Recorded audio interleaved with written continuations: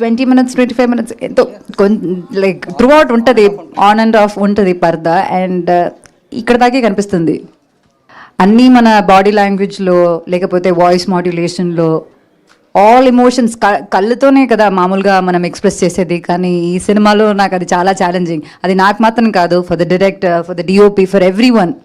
అది ఎలా కంపోజ్ చేయాలి, కనిపించాలి కానీ కనిపించకూడదు. We have to show justice to the character, right?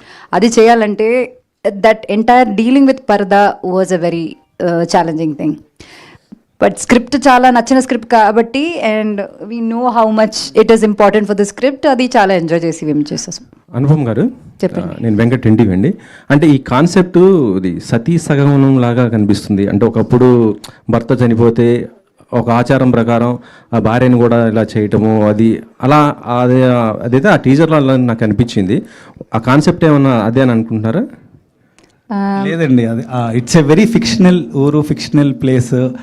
అసలు సినిమా చూస్తున్నప్పుడు ఇది ఎక్కడుందిరా అనిపిస్తుంది, ఎక్కడ లేదు ఇది. So it is a very fictional ఊరు, but it talks about many social norms అనమాట. అంటే చాలా చెప్తుంది ఈ సినిమా, మీకు చూస్తున్నప్పుడు చాలా రిలేట్ అవుతూ ఉంటారు, కానీ మొత్తం ఫిక్షనల్, ఏది దేనికి సంబంధించింది కాదు ఈ సినిమా. అంటే ఈ అమ్మాయి బాగా సఫర్ అవుతున్నట్టుగా అనిపిస్తుంది ఈ క్యారెక్టర్ మొత్తం. సఫర్ మాత్రం కాదు, చాలా ఎంజాయ్ చేస్తుంది కూడా అమ్మాయి సినిమాలో. చేస్తుంది.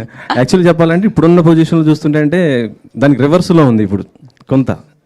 మీరు చూస్తుంటారు అంటే సెల్ఫీ దిగి అమ్మాయిలు కొంత మారిపోయారు జనరేషన్. అంటే ఇప్పుడున్న ఈ పొజిషన్ అమ్మాయిలు మాత్రం కాదు, అబ్బాయిలు కూడా ఇప్పుడు డిఫరెంటే కదా.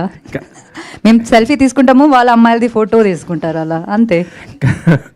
మీరు ఈ మధ్య చూస్తున్నాం చాలా, దాదాపు లాస్ట్ 1 year నుంచి కూడా ఇలాంటి సంఘటనలు జరుగుతున్నాయి కదా. అంటే అది కూడా కాన్సెప్ట్ ఏమైనా కలిపారా, లేకపోతే ఓన్లీ ఇదేనా? సినిమా చూడండి. ఏం ప్రవీణ్ గారు, మీరు 2 సినిమాలు కూడా డిఫరెంట్ జానర్స్ చేశారు.